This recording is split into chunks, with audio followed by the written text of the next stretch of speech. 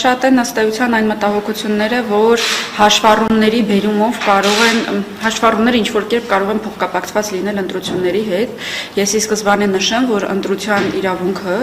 եւ ընտրությունների օրը քվեարկելու իրավունքը ձևավորվում է անձի ՀՀ քաղաքացի լինելու եւ 18 տարին լրացած լինելու հետ կապված, այսինքն այնպես չի՝ ի տարբերություն տեղական ինքնակառավարման մարմնի ընտրությունների, որ հաշվառումը հանդիսանում է պայմաններից մեկը, որի բերումով պետք է ձևավորվի ընտրական իրավունքը, այսինքն այստեղ հաշվառումը զուտ տեխնիկական դեր է ունենում, հաշվառմամբ որոշվում է, թե անձը որ ընտրատեղամասում պետք է իրացնի իր ընտրելու իրավունքը։ Սա առաջինը։ Երկրորդն այն է, որ մենք դեկտեմբերի վերջին, նախորդ տարեվերջին մի փոփոխություն կատարեցինք հաշվառման կարգում, որը բացառապես վերաբերում էր փաստացի հիմունքներով հաշվառման դիմումների ընդունելությանը օնլայն հարթակում, այսինքն մենք սրանով հեշտացրեցինք քաղաքացիների կյանքը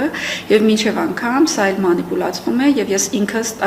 տեսել եմ շատ գրառումներ, որոնք այն մասին են, որ հիմա շատ ավելի հեշտ կլինի եւ օնլայն տարբերակով, այսինքն նույնիսկ առանց միգրացիայի եւ քաղաքացիության ծառայության տարածքային բաժին մոտենալու հնարավոր կլինի փոխել հաշվառումը եւ սա նեգատիվ ենթատեքստով է ներկայացվում, ինչու այո այդպես է եւ սա ընդհանուր առմամբ շատ բնականորեն բխում է մեր թվայնացման օրակարգից եւ հանձնառությունից։ Ես նույնիսկ ցավում եմ, որ միայն այս կտորն ենք այս պահին կարողացել թվայնացնել, բայց իհարկե 2027 թվականից բոլոր տեսակի հաշվառումներից դրանք երկուսն են, այսինքն փաստացի եւ սեփականատիրոջ թույլտվությամբ։ Այսինքն մենք ամբողջությամբ դա կթվայնացնենք, որովհետեւ ուժի մեջ է մտնելու բնակչության ռեգիստրի մասին նոր օրենքը, որը արդեն ընդունվել է։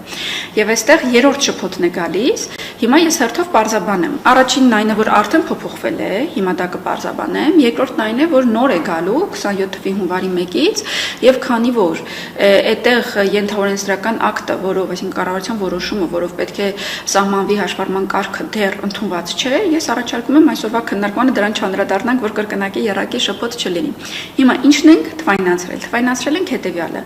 անձը, ով չունի իրեն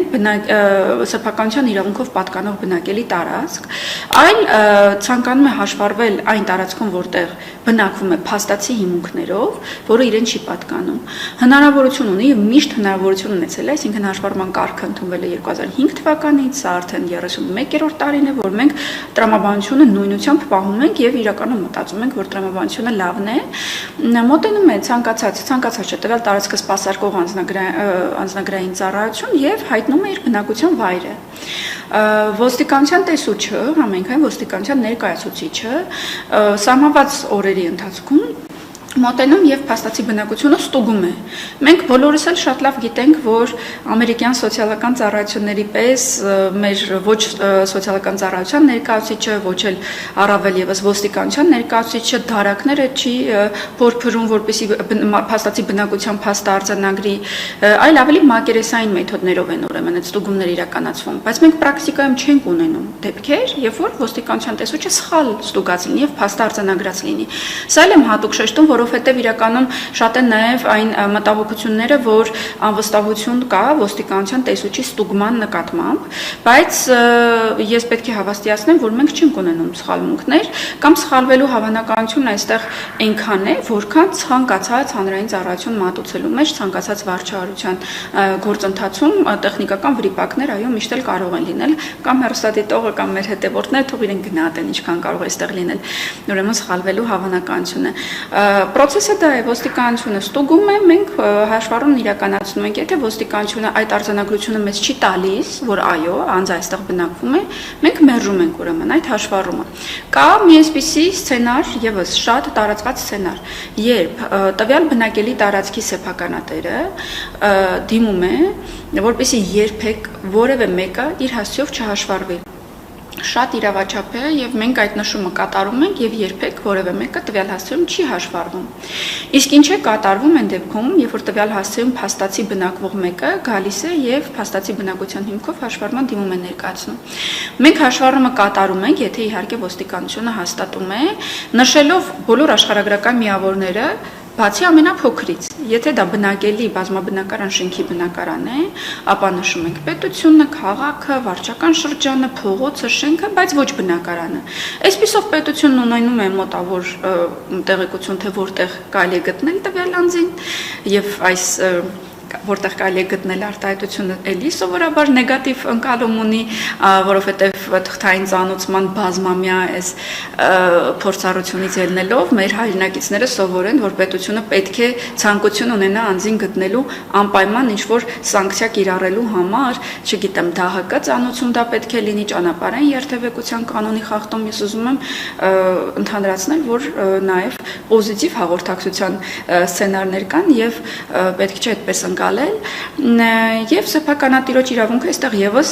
լիարժեքորեն պահպանվում է, եթե նա չի ցանկանում, մենք չենք հաշվառում որևէ մեկին, իսկ եթե արդեն հաշվառել ենք, մեկ դիմումի հիման վրա իհարկե դուրս ենք գրում հաշվառումից եւ մի այսպիսի նրբերանգել ունենք, որը ելի շատ մտահոգություններ կփարատի։ Եթե տվյալ բնակելի տարածքի սեփականատերը մեկը չէ, մեկից ավելի անձինք են համասեփականատեր հանդիսանում, ապա նրանցից յուրաքանչյուրը պետք է համաձայնություն տա, որ մենք հաշվառում իրականացնենք, եթե համաձայնության հիմքով ենք հաշվառում, ոչ թե փաստացի բնակության, բայց եթե սեփականատերից որևէ մեկը ուզեց դուրս գրել հաշվառումից, միայնակ կարող է։ Այսինքն կարող ենք արձանագրել, որ 2005 թվականից այս կողմ հաշվառման բուն գործընթացում որևէ էական փոփոխություն չի եղել, պարզապես թվային գործիքակազմն է ավելացել, որպեսզի մարդկանց դիմումների ընդունումը կամ գործընթացն ավելի հեշտ լինի։ Շատ ճիշտ է, կային։ Շատ է։ Այդ դեպքում այս աղմուկը ինչով եք բացատրում, հատկապես ահազանգեր եղան, որ խմբային գրանցումների վերաբերյալ տեղեկություններ կան։ Այդ աղմուկը շատ բնական եմ համարում, մենք այդ աղմուկին առնչվում ենք նաև թիմ ընտրություններից առաջ։ Տեսեք, ես նշում եմ, որ հնարավոր չի, որ անձը փաստացի բնակության հիմունքներով, այսինքն փաստացի չբնակվի տվյալ հասցեում, իսկ մենք հաշվառում իրականացնենք, բայց դուք էլ զուգահեռ ինձ կբերեք օրինակներ, որ կան գրառումներ, որոնք նշում են, որ իմ տան հասցեում կան մարդիկ հաշվառված, որոնց չենք ճանաչում։ Մահերն էլ մեկ այլ դեպք են։ Ուրեմն ինչպես է դա ստացվում։ Կարծում եմ այն դեպքերը, որոնք դուք նկատի ունեք, վերջին շրջանում որոշակիորեն հնչեղություն առաջացրած, ես թույլ տվեք միանշանակորեն արձանագրեմ, որ դրանք բոլորը իրավաչափ են եղել եւ իմ ներկայացրած հաշվառման կարգին հակասող որևէ դրվագ չի արձանագրվել։ Ինչպես է այդպես ստացվում, հետեւյալ կերպ բնակարանը վաճառվում է տարիների ընթացքում, տասնյակ տարիների ընթացքում 2005 թվականից ի վեր մի քանի անգամ եւ միշտ չէ, որ գնորդը կամ վաճառողը նաեւ ուշադրություն են դարձնում այդ հանգամանքին, որ պետք է հաշվառումները փոխել եւ այդտեղ էլ դա քննադատելու բան չէ, այսինքն օբյեկտիվ բացատրությունն այնտեղ է, որ հաշվառում չփոխելը եւ տարիներ շարունակ դրան չանդրադառնալը մարդկանց կյանքում ոչ հաշվառվողի, ոչ էլ սեփականատիրոջ նեղություն չեն տալիս, այսինքն այդտեղից չի գեներացվում, չի ծնվում օրինակ գույքային իրավունք, անհանգստանալու առիթ չի լինում, դրա համար ուղղակիորեն մարդիկ դրան ուշադրություն չեն դարձնում։ Եվ երբ որ ուրեմն ձեր վկայակոչած դեպքերում մենք ուսումնասիրեցինք իրավիճակը, պարզվեց, որ դեռևս 97 թվականից ի վեր, այսինքն դեռևս նախկին հաշվառման կարգի օրոք մենք ունեցել ենք հաշվառումներ եւ մինչեւ 2017 թվականը հայտնաբերեցինք 11 տարբեր հաշվառումներ, կոնկրետ բողոքներից մեկի հետքերով գնալով, որոնք արդեն այդ հաշվառման հիմքերն էլ իհարկե ժամկետը լրացել է եւ ոչնչացված են, սակայն ոչ իրավաչափ գործողություն ըստ էության չէր իրականացվել։ Իսկ 2017-ից հետո երկու հաշվառումները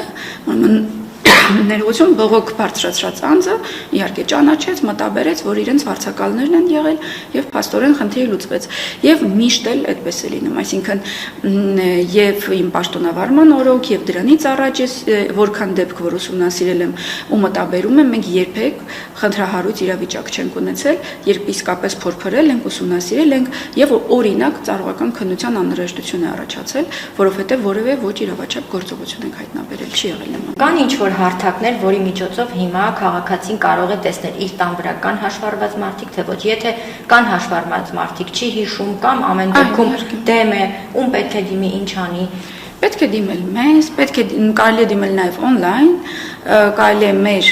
էլեկտրոնային փոստին mcs@shnik.gov.am-ին ուղղակի մի ստորագրված դիմում ուղարկել, կարելի է մոտենալ տարածքային ստորաբաժանում, e-request հայտնի հարթակը կա, որ ցանկացած պետական մարմնի հետ շփման հարթակ է հանդիսանում եւ փայլուն աշխատում է այդ տարբերակով կարող է դիմել, ստուգելու համար կա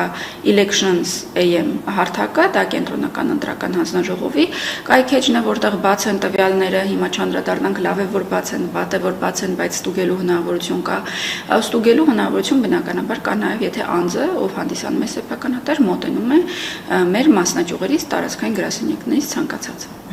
Եթե անձը հաշվառված է տվյալ բնակարանում, անկախ նրանից տանտերը կամ սեփականատերը տեղյակ է թե ոչ, դա ինչ որ պարտավորություն իրենց ենթադրում է գույքի նկատմամբ, չգիտեմ, կոմունալների վճարման հետ կապված, որքան գիտեմ, որ օրինակ աղբի հետ կապված փոփոխություններ եղան, կարծես հիմա արդեն քառակուսի մետրով են վճարում, անձով չի։ Տեսեք, մեր հաշվառման process-ներում մենք չենք արձանագրել որևէ դրվագ, որտեղ հաշվառման բերումով, ուրեմն մեզ առնչվող որևէ վարչարություն լինի, եւ մենք հայտնաբերենք, որ այ տեսեք ձեր հասցեում ինչ անձը գրանցված է։ Այսինքն այդ հարցերը օրինակ վերելակի, գումար, աղբանության գումար եւ այլն ըստ էության տարածքային տրամաբանությամբ են կազմակերպվում եւ նույնիսկ հաշվառումն էական չէ, եթե օրինակ համատիրության ղեկավարը արձանագրում է, որ տվյալ հասցեում բնակվում են X քանակության մարդիկ, ըստ այդմ բանակցում է, ես ինքս էլ առնչվել եմ նման իրավիճակի, ասեմ ավելի, նույնիսկ այդ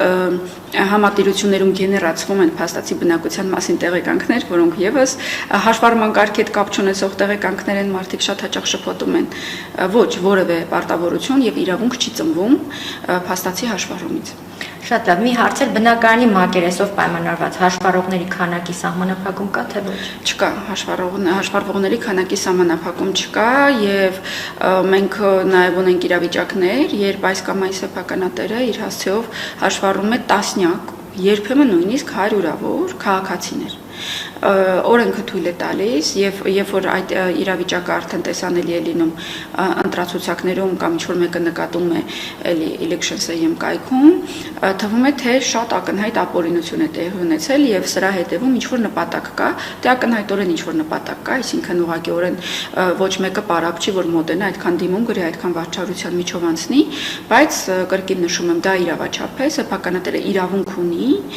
եւ եթե մեզ կասկածելի է թվում, մենք ոստիկանություն հաղորդում ենք ներկայացնում։ Շատ լավ, տեղեկություններ եղան, որ ոստիկանության աշխատակիցները զանգահարում են բնակարաններ, փորձում են ճշտել քանի հոգի են փաստացի բնակվում, հաշվառված քանիսն են եւ այլն։ Դա որքանով է իրականության համապատասխան եւ եթե այո, ինչ նպատակ է հետապնդում։ Այն նույն նպատակն է հետապնդում եւ այն նույն շարքից է, ինչպես դուք վկայակոչեցիք, երբ 1, 2, 3 գրառում է հայտնվում, հատկապես այնպիսի օգտատերերի կողմից, ովքեր ունեն մեծ լսարան եւ արդեն հնչեղություն է ստանում հարցը, հատկապես եթե դա միևնույն համայնքում է, միևնույն համայնքին է վերագրվում, մենք անպայման խնդրում ենք գործընկերներին որոշակի ստուգումներ իրականացնել, որպեսզի բացահայտենք կա արդյոք որևէ ոչ իրավաչափ գործողություն թե չկա, այդ նույն նպատակն է հետապնդում։ Այդ դուք նշեցիք, որ 2025 թվականի վերջին ընդունեցիք որոշում թվային գործիքակազմի հետ կապված, որպեսզի առցանց կազմակերպի աշխատանքը։ Դա արդեն ուժի մեջ է քաղաքացիները, երբ այնց կարող են դիմել, հետաքրքրվում են այդ գործիքակազմով թե ոչ։ Այո, դա ուժի մեջ է, register.mcs.am հարթակն է եւ քաղաքացիները դիմում են հենց ընդունումից ի վեր, տարեսկզբից ի վեր, կարող են շարունակել օգտվել, դեռ մեծ ճանաչելիություն չունի հարթակը, քիչ են դիմումները, բայց կարծում եմ բավականին հարմար է եւ ժամանակի ընթացքում ավելի շատ կսկսեն օգտվել։ Շատ լավ, ընտրություններին ընդառաջ կարծում եմ այս փուլում ավելի ակտիվություն կլինի հաշվառումների հետ կապված, քանի որ գործիքակազմներ կա, ինչ եք սպասում, ինչպիսի ակտիվություն եք սպասում։ Դե առանձնահատուկ ակտիվություն չի, ընտրությունների հետ փոխկապակցված չի լինում, մենք հաշվառումների հետ կապված ունենք մենք իրավիճակներ, երբ օրինակ անձը Հայաստանի Հանրապետության սահմաններից դուրս է եւ ունի հյուպոտասական հաշվառում, ինչը նշանակում է, որ չունի Հայաստանի Հանրապետության բնակչության պետական ռեգիստրում հաշվառում եւ եթե պլանավորում է գալու մասնակցել ընտրություններին, ապա այո, այստեղ պետք է հասցե ձեռք բերի այդ իրավիճակները, որոնք շատ լայնորեն տարածված չեն, բայց կարող են լինել։ Հետո խորհուրդ եմ տալիս յուրաքանչյուրը միևնույն վկայակոչված ուրեմն հարթակի միջոցով ստուգել արդյոք ինքը ունի հաշվառում թե չունի, որովհետև եթե ինքը փաստացի հիմունքներով հաշվառված անձեր, գուցե սեփականատերը դիմում է գրել եւ իրեն հանել է հաշվառումից, մենք իհարկե ծանոթում ենք նման իրավիճակներում, բայց այդ ծանոթումները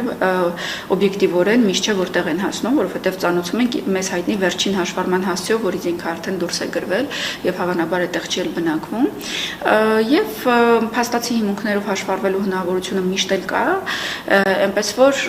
խորհուրդ ենք տալիս, որպեսզի յուրաքանչյուրը հետաքրքրվի ինչպես սեփական հաշվառմամբ, այնպես էլ իրեն սեփականության իրավունքով պատկանող բնակելի տարածքում արձանագրված հաշվառումներով ուղղակի անակնկալի չգալու համար։ Քանի որ խոսեցինք ընտրություններից առաջ հաշվառման փաստը ստուգելու մասին, կարծում եմ կարևոր է նաև փաստաթղթի վավերականության ժամկետը ստուգելու մասին խոսենք ընտրություններից առաջ նման իրավիճակներ լինում են վստահաբար շատերս չենք ֆիքսում որ ժամկետը լրացել է այո նման իրավիճակներ շատ են լինում ես նշեմ որ մենք 2021 թվականի մայիսին ունեցել ենք ընտրական օրենսգրքի փոփոխություններ որով փաստաթղթի ժամկետը լրացած բայց մինչև ընտրությունների նշանակման օրը եթե 6 ամիսը չի անցել ինչ լրացել է փաստաթղթի ժամկետը տվյալ անձինք մի քիչ ձևակերպեցի ընդգրկվում են ընտրողների թվում Եվ նաև ընտրացուցակներում, սակայն այդուհանդերձ ժամկետանց փաստաթղթով եթե ցանկանում են գնալու քվեարկել եւ ցանկություն չկա փաստաթղթը վերաթողարկել արդեն նոր 10 տարի ժամկետով, ապա պետք է ընտրությունների օրը կամ դրանից 5 օր առաջ, 5 օրերի ընթացքում մոտենան որևէ տարածքային ստորաբաժանում եւ դիմում ներկայացնել, որպեսզի համապատասխան տեղեկանքը ստանան։ Իսկ եթե ընտրությունների օրը, այսինքն հունիսի 7-ին, դուք բացահայտում եք, որ ընտրությունների օրը ձեր փաստաթղթը լրացած է լինելու ժամկետանց լինելու ավելի քան 6 ամիս, ապա ձեր ընտրելու իրավունքը չի արձանագրվել ոչ ընտրողների թվում, ոչ էլ ձեր անունը դուք գտնելու եք ընտրացուցակներում, այնպես որ անհրաժեշտ է մոտենալ եւ փոխանակման դիմում ներկայացնել անձնագիրը, բայց այդուհանդերձ, եթե նույնիսկ դա չեք արել եւ հենց ընտրությունների օրը որոշել եք մասնակցել ընտրություններին, քվեարկության օրը պետք է էլի մոտենալ որևէ տարածքային ստորաբաժանում, անձնագիրը փոխելու վերաբերյալ դիմում ներկայացնել, մենք կտանք ժամանակավոր ձևին է կոչվում, որը կվկայի այն մասին, որ դուք ձեր նոր անձնագիրը ստանալու եք X ժամկետում եւ այդ փաստաթղթով կկարողանաք մասնակցել ընտրություններին։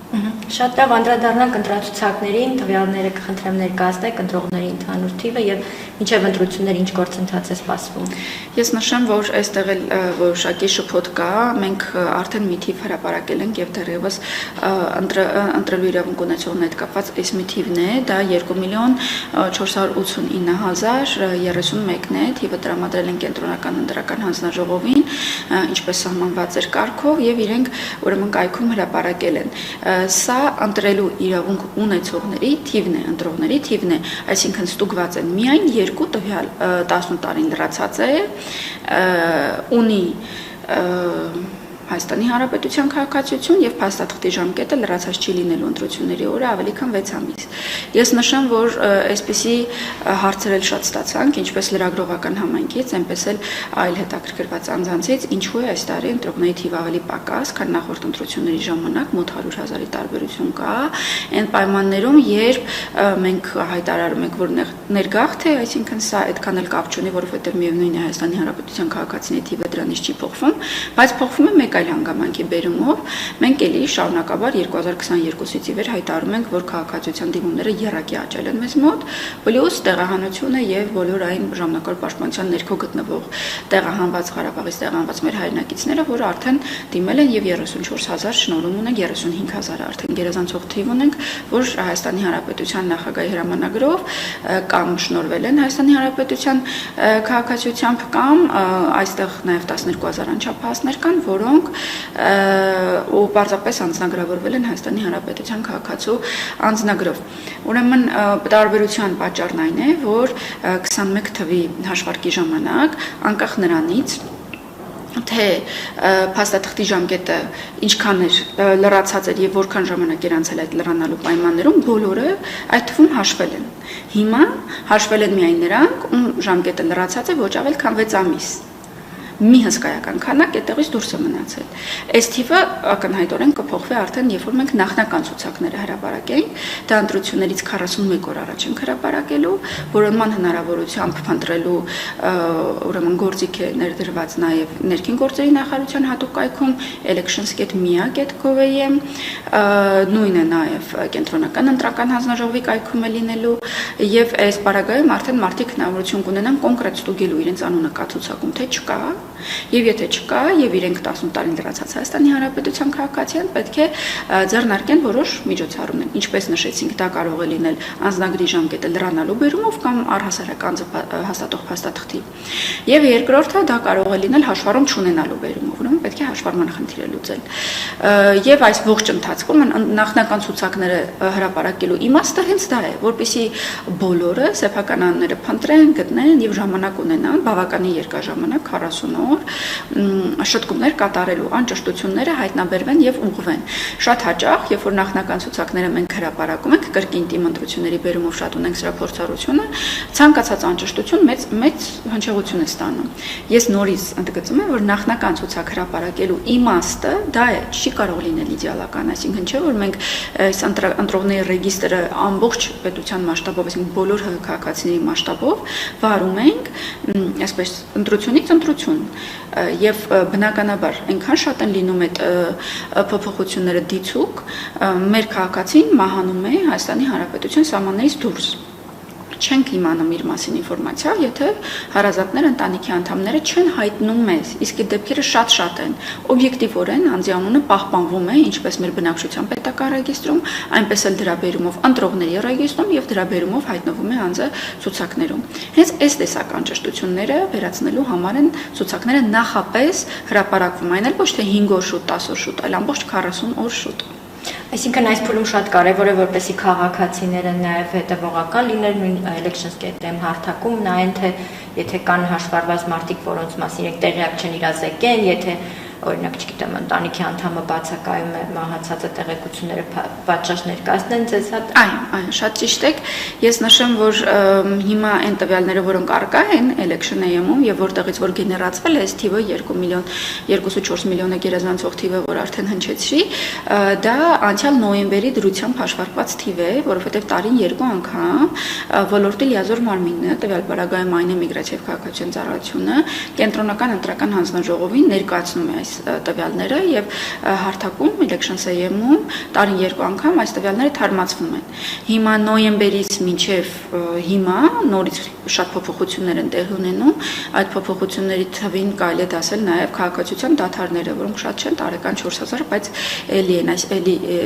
իրավիճակ են փոխում, այսինքն անձը կարող է լինել Հայաստանի Հանրապետության քաղաքացի այս հաշվարկում եւ այլևս չլինել քաղաքացի, երբ որ մենք նախնական ցուցակները կհրապարակենք կամ վերջնական, ամեն օր փոխվում է 18 տարին լրացողների թիվը, չէ՞ որ օբյեկտիվորեն այդ թիվը ամեն օր փոփոխվում է, այսինքն որևէ պահի, որ մենք սառացնում ենք եւ թիվ ենք դուրս բերում, հաջորդ պահին թիվը այլևս փոփոխված է լինում եւ սա շատ բնական է, դրա համար բոլոր կարգավորումներն այնպես են դասավորված, որպեսզի նույնիսկ քվեարկության օրը քվեարկության իրավունք ձեռք բերած անձը հնարավորություն ունենա այդ իրավունքը իրացնելու։